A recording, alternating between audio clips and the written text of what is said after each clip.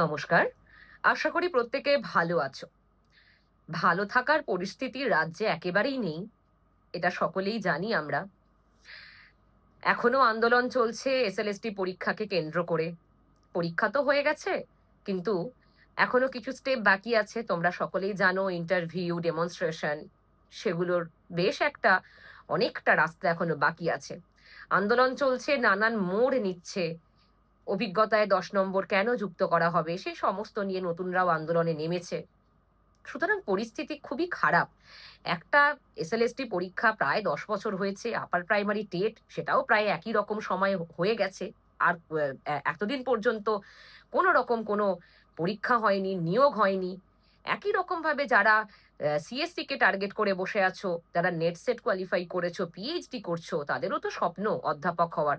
আসলে কি বলতো, শিক্ষক, অধ্যাপক এগুলো তো একটা স্বপ্নের চাকরি। সকলেই দেখো এই স্বপ্ন। তো সেই সিএসসিও হয়নি, সেই 2020-তে নোটিফিকেশন এসেছিল, তারপর আর কোনো নোটিফিকেশন এখনো পর্যন্ত নেই। সুতরাং সব দিক থেকেই বড় খারাপ পরিস্থিতি। সমগ্র দেশেরই প্রায় একই রকম অবস্থা, বেকারত্ব চারিদিকে ছেয়ে যাচ্ছে। রাজ্যের অবস্থা তো আরো খারাপ, দুর্নীতিগ্রস্ত একটা রাজ্য পরিণত হয়েছে। সেই রাজ্যের মানুষজন আমরা, তো স্বাভাবিক ভালো থাকা তো খুবই মুশকিলের ব্যাপার, কিন্তু আমাদের ভালো থাকতে হবে। কেন বলতো?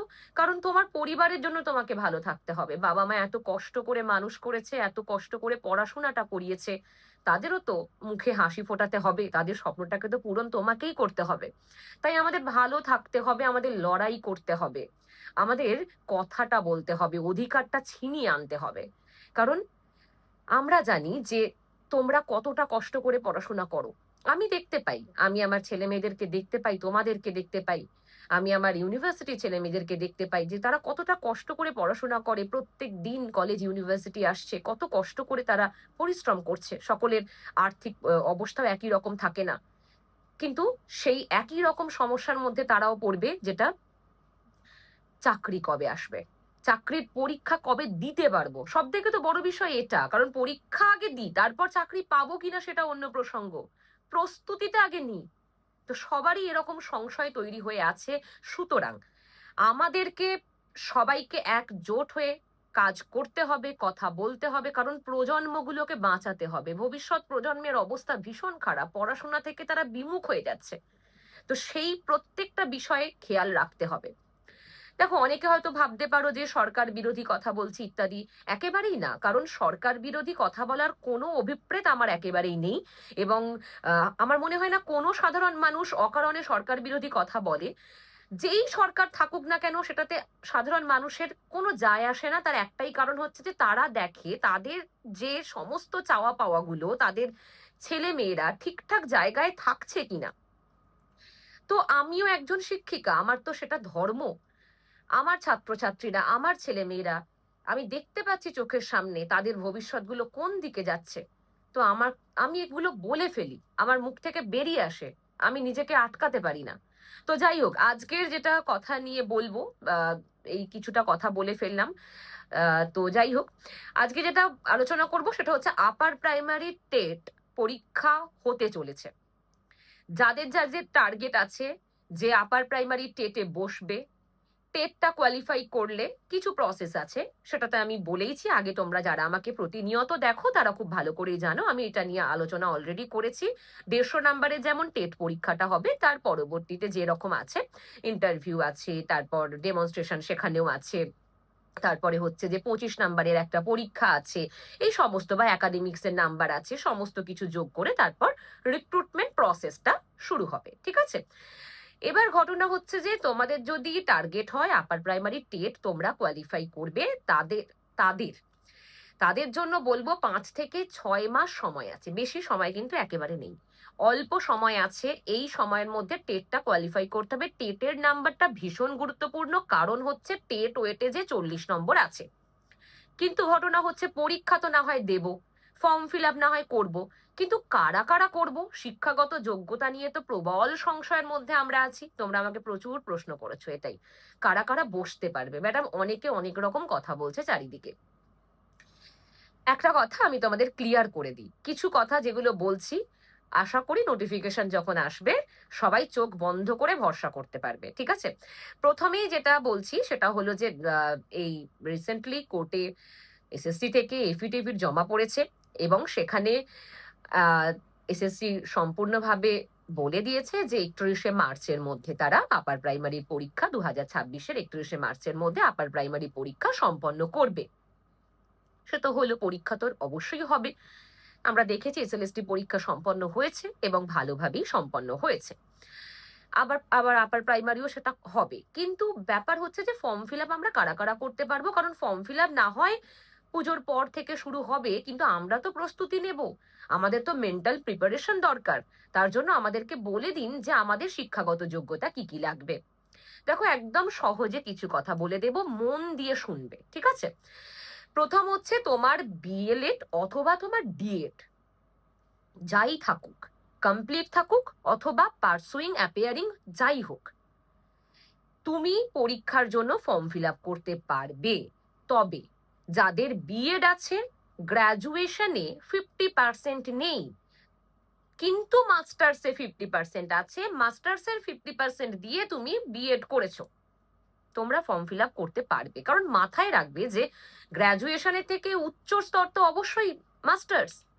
তো মাস্টার্সে 50% দিয়ে তুমি তাহলে বিএড করেছো, যেহেতু তোমার বিএড যদি ভ্যালিড হয় তাহলে তোমার মাস্টার্সও ভ্যালিড হবে। ক্লিয়ার বিষয়টা? আর কোনো প্রশ্ন নেই। দ্বিতীয় কথা, অনেকে বলছো ডিএলএড করেছি, গ্র্যাজুয়েশন করিনি, মাস্টার্স করিনি, পরীক্ষায় বসতে পারবো না। পরীক্ষায় বসতে পারবে না। ন্যূনতম যোগ্যতা বলা হয়েছে গ্র্যাজুয়েশন, ন্যূনতম যোগ্যতা বলা হয়েছে গ্র্যাজুয়েশন। তাই যারা ডিএলএড করেছো কিন্তু তারা আর গ্র্যাজুয়েশনও করনি, মাস্টার্সও করনি, তারা পরীক্ষায় বসতে পারবে না। একদম সহজ কথা, শুনে মনে রেখে দাও। আর একটা প্রশ্ন তোমাদের আছে, আমি ডিএলএড করেছি কিন্তু আমার গ্র্যাজুয়েশনে 50% নাম্বার নেই, আমি কি বসতে পারবো? হ্যাঁ, তুমি বসতে পারবে, কারণ ডিএলএড এর ক্ষেত্রে গ্র্যাজুয়েশনের নাম্বারটা উল্লেখ করা হয়নি। এবার দেখো, বিএড করতে গেলে গ্র্যাজুয়েশনে 50% লাগে অথবা মাস্টার্সে 50% নাম্বার লাগে, না হলে বিএড করা যায় না।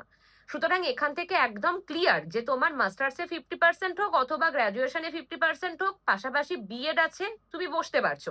আর ডিএলএড এর জন্য গ্র্যাজুয়েশনে যদি 50% নাম্বার নাও থাকে, তারাও পরীক্ষায় বসতে পারবে। ব্যাপারটা ক্লিয়ার হলো? শিক্ষাগত যোগ্যতা ক্লিয়ার হয়েছে? পরবর্তী প্রশ্ন কি ছিল? আচ্ছা, বয়স। বয়স কত হলে আমি পরীক্ষাটায় বসতে পারবো? দেখো, টেট পরীক্ষার নির্দিষ্ট কোনো বয়স নেই। এইরকম এলিজিবিলিটি টেস্ট পরীক্ষাগুলোর কোনোরই কোনো বয়স থাকে না, মানে ঊর্ধ্বসীমা কিছু থাকে না। তোমার যত বয়সী হোক তুমি টেট পরীক্ষায় বসতে পারবে। কিন্তু নিয়োগের সময়, নিয়োগ প্রক্রিয়ায় অংশগ্রহণ করার বয়স বলা হয়েছে জেনারেলদের জন্য 40, ওবিসিদের জন্য যেমন 43 হয়, এসসি এসটিদের জন্য যেমন 45 হয়, সেইভাবেই যেরকম সরকারি নিয়ম আছে। ঠিক আছে? কিন্তু এই এলিজিবিলিটি পরীক্ষাগুলোর জন্য কখনোই বয়সের কোনো বাধা থাকে না। তোমার যতই বয়স হোক তুমি পরীক্ষায় বসতে পারবে, সে যে কোনো, যেমন নেটের ক্ষেত্রে হয়, সেটের ক্ষেত্রে হয়, যেগুলো এলিজিবিলিটি টেস্ট পরীক্ষা। ঠিক আছে, হলো। আরেকটা প্রশ্ন ছিল তোমাদের, যেটা সাবজেক্টের পরীক্ষা কি হবে ম্যাডাম? এটা দেখো, সাবজেক্টের পরীক্ষা যদি একটু ভালো করে তোমরা গেজেটটা দেখো, আশা করি প্রত্যেকের কাছে গেজেটটা আছে, সেই গেজেটে দেখবে যে যেরকম ভাবে রিক্রুটমেন্ট প্রসেসটা হবে সেটা খুব সুন্দর করে বলে দেওয়া আছে। যেরকম 25 নাম্বারের যেটা ওএমআর বেসড একটা এক্সাম হবে, ঠিক আছে? আবার তারই ওপরে আছে যেটা যে 40 নাম্বার ওয়েটেজ, মানে টেট ওয়েটেজ 40 নম্বর, এইভাবে 100 নাম্বারের একটা যে রিক্রুটমেন্ট প্রসেস, তার নাম্বারটা দেওয়া আছে। এবার 25 নাম্বারের পরীক্ষাটা কিসের? ওটা সাবজেক্টের পরীক্ষা হবে তোমাদের 25 নাম্বারে। তবে চিন্তার কোনো কারণ নেই, তোমার নিজের সাবজেক্টের পরীক্ষা হবে এবং ওএমআর বেসড, মানে এমসিকিউ টাইপ প্রশ্ন হবে। সুতরাং ওতে ভয় পাওয়ার কিচ্ছু নেই। সাবজেক্টের পরীক্ষা হবে, তুমি তোমার সাবজেক্টটাই এমনিই অনেক বেশি মানে কি বলবো, সক্ষম এবং অনেক বেশি এগিয়ে আছো নিজের সাবজেক্টে। সবারই দখল থাকে নিজের সাবজেক্টের উপর, এতদিন ধরে যে সাবজেক্টটা পড়ে এসেছো সেটাতে তোমার অবশ্যই দখল আছে। সেটাই তুমি ওই 25 নাম্বারের পরীক্ষাটা দিতে পারবে। ওএমআর বেসড হবে, তাই সাবজেক্টের উপর ওই পরীক্ষাটা হচ্ছে। ঠিক আছে? আর সেরকম কোনো তোমাদের প্রশ্ন নেই। এই কয়েকটা প্রশ্ন ছিল যেগুলো আমি ক্লিয়ার করে দিলাম। এক হচ্ছে শিক্ষাগত যোগ্যতা, 2 হচ্ছে সাবজেক্টের পরীক্ষা হবে কিনা, আর 3 হচ্ছে যে বয়স কত থাকতে হবে।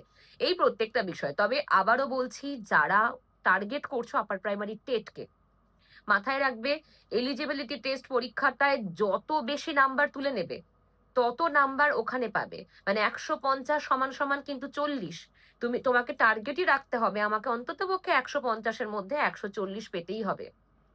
তাহলে হয়তো আমি 40-এর ওখানে, 40-এর মধ্যে হয়তো 46 বা 40-এর মধ্যে তো 37 বা 38 নাম্বার ওখান থেকে তুলে আনতে পারবো। তো এটা তোমাকে ভালো করে মাথায় রাখতে হবে।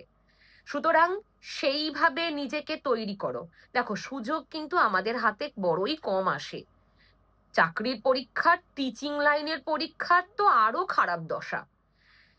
সুতরাং একটা যখন পাচ্ছ, একটা এসএলএসটি পেয়েছো, যাদের পরীক্ষা ভালো হয়েছে আমি তাদেরকে সবসময়তেই মন থেকে শুভেচ্ছা জানাই। কারণ খুব ইচ্ছা করে যে যারা এতদিন ধরে অপেক্ষা করেছিলে তারা যেন সত্যি চাকরি পাও, এসে যেন সামনে এসে বলো যে ম্যাডাম চাকরিটা হয়ে গেছে। এটা আমাদেরও দেখতে ইচ্ছা করে। তেমনই আবার বলবো, যারা আপার প্রাইমারি টেটকে লক্ষ্য করছো তাদের অবশ্যই, কারণ অনেকের তো বিএড তখন পার্সুইং ছিল যখন এসএলএসটি পরীক্ষা হলো, ফর্ম ফিল আপ হলো। এবার তারা পার্সুইং অবস্থায় আছো, হয়তোবা তোমাদের খুব তাড়াতাড়ি বিএড কমপ্লিট হয়ে যাবে, হয়তো এবছরে অনেকের কমপ্লিট হবে। তো তারা খুব সিরিয়াসলি পড়াশোনাটা করে টেটটা ভালো নাম্বার তোলো, টেটটা কোয়ালিফাই করো, আর অবশ্যই ভালো নাম্বার তোলার চেষ্টা করো। তাহলে রিক্রুটমেন্ট প্রসেসে তুমি এগিয়ে থাকবে। তো যাই হোক, এই কটা প্রশ্নের উত্তর আমি দিলাম। যদি আরো কোনো প্রশ্ন থেকে থাকে অবশ্যই আমাকে কমেন্ট করবে, অথবা তোমরা তো আমাকে ফোন করেও জিজ্ঞেস করো। আমি তোমাদের সব রকম ভাবেই সাহায্য করার চেষ্টা করি, আর আগামী দিনেও এভাবেই সাহায্য করব। তো যদি আরো কিছু প্রশ্ন থেকে থাকে অবশ্যই আমাকে জানাবে। সকলে ভালো থেকো। আর প্রস্তুতি কিন্তু আমাদের জারি রাখতেই হবে, যাই পরিস্থিতি হোক। পরিস্থিতি খারাপ বলেই আরো বেশি করে পরিশ্রম করতে হবে, তাই তো? সুতরাং সেই পরিশ্রমটা যেন খুব কঠিন ভাবে হয় এবং ঠিকঠাক পথে হয়, ঠিক আছে, ঠিক পন্থায় হয়। না হলে সেটা করে কোনো লাভ হবে না। সঠিক পন্থায় এগিয়ে যেতে হবে আমাদের। টার্গেটটাকে, লক্ষ্যটাকে ভেদ করতে হবে। ওকে, ভালো থেকো সকলে।